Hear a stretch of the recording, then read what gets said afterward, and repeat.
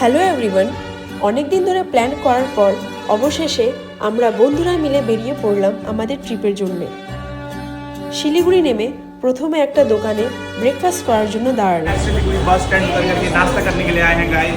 Blogger Ritika एक government. ব্রেকফাস্টে ছিল রুটি আর সবজি, আর ততক্ষণে আমাদের গাড়িও চলে এসেছিল।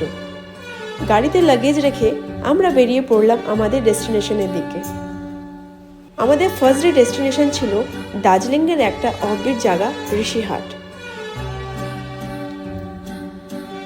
এই হোমস্টেতে এটা আমার সেকেন্ড টাইম আসা, কারণ জায়গাটার পরিবেশ এত সুন্দর, এত পিসফুল যে আবার না আসে থাকতে পারলাম না।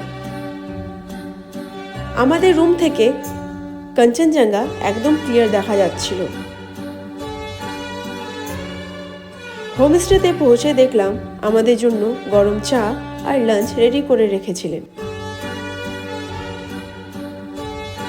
লাঞ্চের শেষে আমাদের আড্ডা আর পাহাড়ের হাওয়া দুটোই মিশে গেল। রাতে হোমস্টে থেকে যা ভিউটা দেখলাম সত্যি বলতে অসাধারণ ছিল। And honestly, a mountain trip feels incomplete without a bonfire.